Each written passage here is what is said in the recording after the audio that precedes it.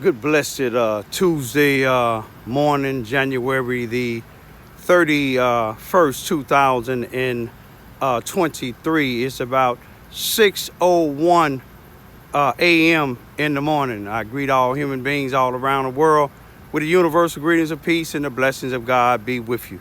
Doesn't matter what your political, philosophical, personal, nor your religious beliefs may be. Doesn't matter whether you're the richest to the poorest person on the face of this earth. It doesn't even matter whether you the proclaimed toughest to the proclaimed weakest person on the face of this earth. Doesn't matter if you my family, friends, nor my proclaimed enemies. It doesn't matter whether you like what I say or do. That's your prerogative. You have a constitutional right. You have many constitutional rights. To name a few, the first, the fourth, the 14th, the Fifth Amendment to the United States Constitution.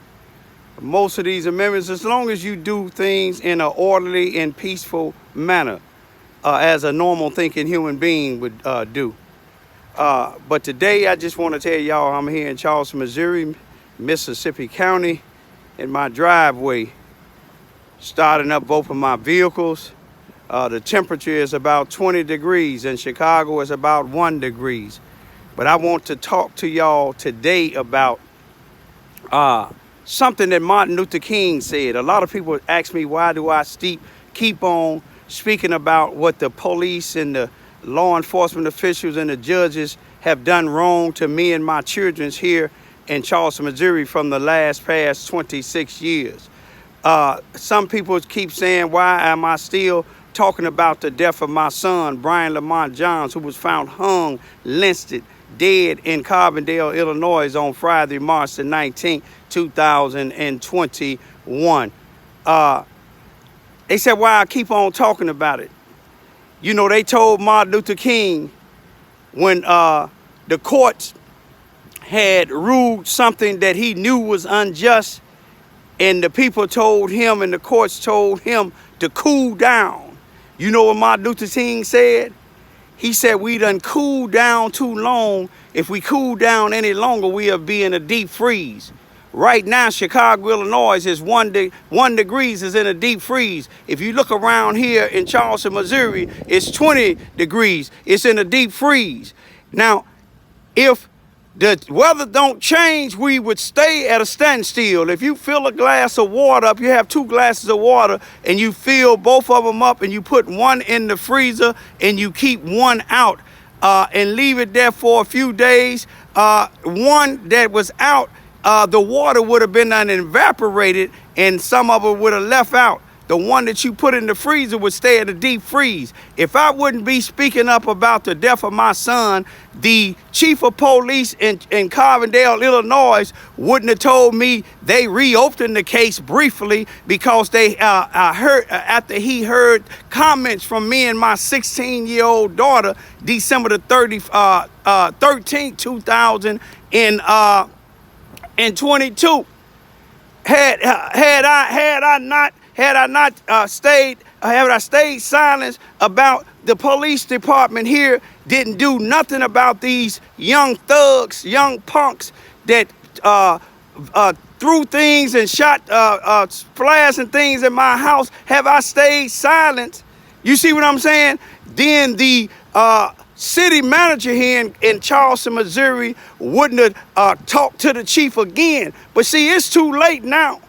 A police report should have been made. But I'm going to show y'all some more things because Tyree Nichols' death has showed me something where the medical personnel and the Carbondale police failed my son. You see, they said suicide. Now, that's where they messed up at, because I'm going to show you some records in that Freedom of Information Act where on March 11, 2021, where my son was in the Samaritan home, a homeless shelter, they called and said that my son said he wanted to commit suicide by hanging himself. That's what they said. But it's a lady that don't work there anymore told me personally my son had went to this same hospital numerous of times trying to get help, trying to get off drugs. And at that particular time on that March 11th, he had told the people he was afraid to go out there, outside of that place. He was afraid for his life. He wanted to get his life together and leave Carbondale. They didn't put that in their report.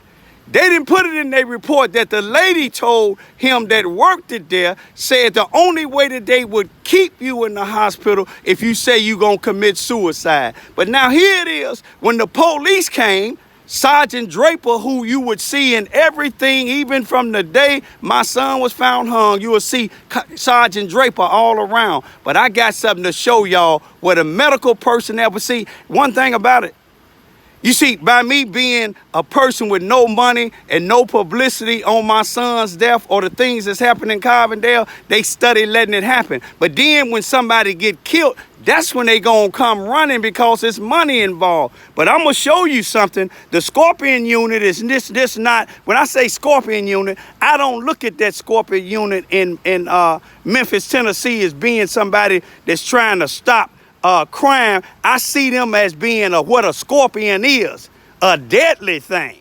You see what I'm saying? They showed to be deadly, not trying to stop death.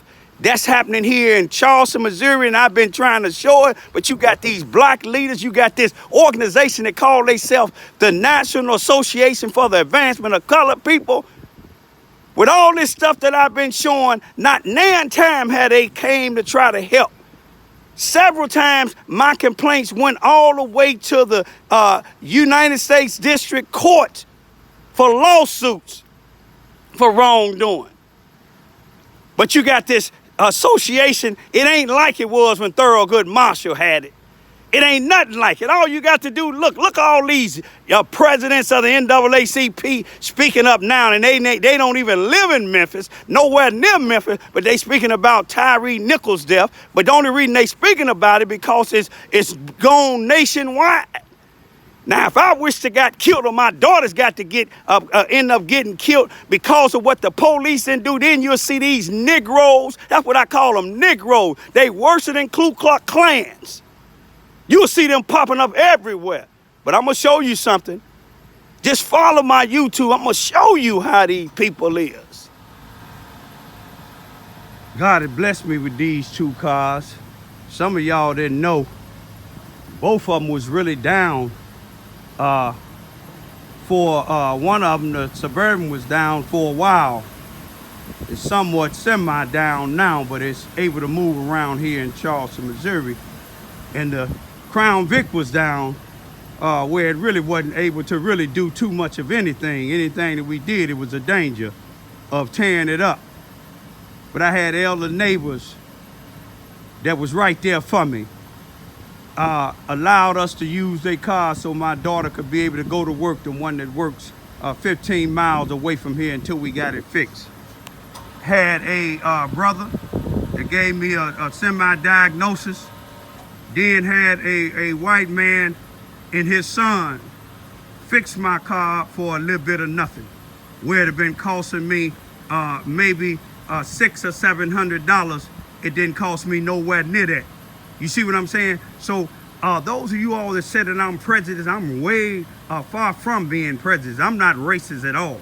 I call it like I see it, like I told the city manager. The reason why I say white supremacists down there in City Hall, in the police department, sheriff's department, and some in the courthouse is because some of them are. Some of them are.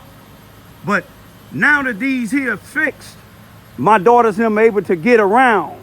But you see, had I just left it alone, it would have been like Martin Luther King said, it would have been in a deep freeze. Now, this is something I dare. I'm asking all of I want to just say one thing for my brother, man and friend, Dwight Taylor. Me and him grew up in Cabrini Green. Dwight Taylor is the only activist, with the exception of the one brother in Carbondale, Illinois, that's been openly standing up with us, complaining to these people about the situation here in Charleston, Missouri, with the police department, the sheriff department, the courts, the way they've been not giving me, serving and protecting me and my daughters in Carbondale. Now, this is what I dare some of you NAACP members and presidents, especially you national presidents and all you other presidents in every place besides in Tennessee. I ain't gonna even say Tennessee. But besides where Tyree Nichols was killed, I dare any one of you NAACP members. I'm a member. My two daughters is a member. I dare y'all to take and look at this here book, this here Freedom of Information Act on my son's death investigation from the Carbondale Police Department. I dare y'all, because if you do, you will see something similar to the Tyree Nichols case with the Scorpion unit. You see how they done got rid of medical personnel? You will see where they'll be able to see the same thing in here. If you took a look at it, that's over thousands of pages. This is a cover-up. And see, they have something in here that they'll show themselves when you put lies together. One thing about a lie, you got to keep on lying. This here is filled with lies. Thousands of pages of lies. This here show you how the Carbondale, Illinois, it was 7 or 8, maybe 9 or 10 investigators in this case of my son's death. You will see from the beginning. You will see Sergeant Draper somewhere everywhere. You will see phone calls with Sergeant Draper with my son asking for Sergeant Draper. But if y'all look at this here, take a look at this here. We know now the lie that Derrick Johnson, the national president for the NAACP chapters, we know that when he said on Monday, April 11, 2022, when he told me, when I asked him about them helping me and my daughters and them look into the death of my son in Carbondale, he said they don't have the volunteers. We know that's a lie now, because NAACP President Derrick Johnson done been on just a bit Good Morning America, Nightline, everything that you can name, talking about Tyree Nichols' death. Because there's millions of dollars involved in it. Millions of people around the world is watching it. You see what I'm saying? He said they didn't have the volunteers at the time, but he got time to get on there. He ain't even slept. He talking more about Tyree Nichols' death than he talking about his own life. And some of these other ones are doing the same thing. And I pray for Tyree Nichols' family that they get justice. And I pray that God reveal to them some of these people that's coming out speaking up for his death. They don't care about him. Some of them that want to loot. Some wants to get national attention. But look into this case with Brian Lamont Johns, who was found murdered, who was found hung, lynched. The Carbondale Police Department used him as an informant. And if you do the history in 2015, they used another brother for as an informant. And look what he got. He got kidnapped and murdered. Look it up. Look it up. But I'm going to leave for right now. And the reason why I ain't stopping, because Martin Luther King said, if we cool down right now, we'll be in a deep freeze. Martin Luther King said some of us during this struggle, some of us going to lose our lives, some of us going to lose our jobs, and some of them going to lose our freedom. I done lost 2 already, my freedom and my job, and I'm willing to lose my life to show these Scorpion units here in Charleston, Missouri, and the police department, sheriff department, city hall, the courthouse, Mississippi County Courthouse, 33rd Circuit, and in Carbondale, Illinois. Peace be still. It's one other thing that I dare Derrick Johnson from the national chapter of the NAACP and all these other NAACP members and all these other preachers and things, all these other people that's getting up, with the exception of the family and true friends of Tyree Nichols, that's getting up speaking about the Scorpion unit and the way the Memphis, Tennessee police did Tyree Nichols. I dare Derrick Johnson and the rest of y'all to take a look, have the Justice Department, the FBI, take a look at every complaint that I made, Raymond Lewis Ivy made with the Charleston, Missouri Police Department for at least the past 20 years. And you will see that what they did was ignored my complaints. If you take a good look at the investigation of the Brian Lamont Johns death in Carbondale, Illinois, the death investigation actually started March the 25th, 2021, and my son was found hung March the 19th, 2021. And you want me to tell you why Sergeant Jared Dunnigan was, he said he assigned himself to the case on March the 25th. You know why? Because when I went down there, when I finally found out about my son's death on March the 23rd, me and my two youngest daughters here in Charleston, Missouri, and my son's mother, she came from Chicago and one of her sons, and me and my two youngest daughters came from Charleston, Missouri, and met with the Lieutenant Matthews Dunnigan, and with the so-called deputy coroner Sam Bryant, spelled just like my son's first name, but his last name is spelled Bryan. He didn't even have a card. He wrote his name on the back of a card. But when we met with them, they hadn't even, this was on the 24th. They hadn't even started a death investigation. Sam Bryant and the commanding lieutenant for the Carbondale Police Department, and I'll take a polygraph test and ask them to take one. They told me and my son's mother, it's an interview. But out of all the interviews they made in my son's death investigation, the one with me and my son's mother, it's muted. You know why? Because when I put in my YouTube saying that they told us right in that room that my son's death would not be considered a crime or a homicide when the toxicology tests come back, or when they do toxicology tests, it's going to either be if he have drugs in his system, it's going to be suicide by a contributor to drugs. If he don't have drugs in his system, it's going to be suicide contribute to mental health. I would take a polygraph test to say that they told me that. That shows you right then and there the so-called death investigation that they claim they started on the 25th. It was only because I put it on YouTube. And this guy, Sam Bryant, the deputy coroner, never examined my son's body.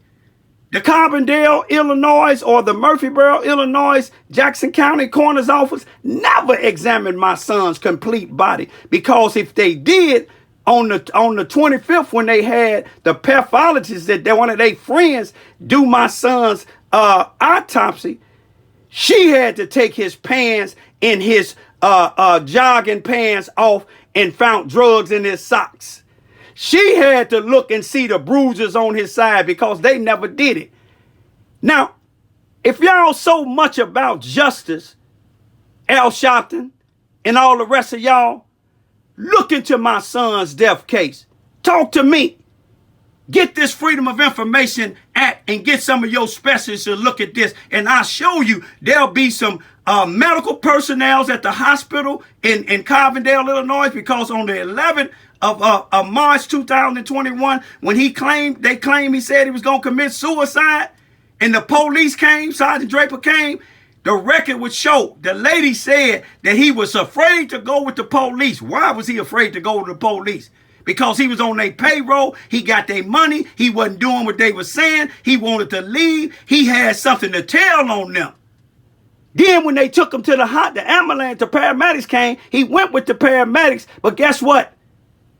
They didn't even keep him at the hospital. Let him go. Now tell me something wrong with that. Now all of a sudden they want to say he was suicidal. But they was paying him to snitch on people. I told you what happened to another snitch in Carbondale. Look up the case. Back in informant in Carbondale, Illinois, 2015 or 16, was kidnapped by these people that he was informing on. I'm going to leave right now, y'all. These people ain't for us.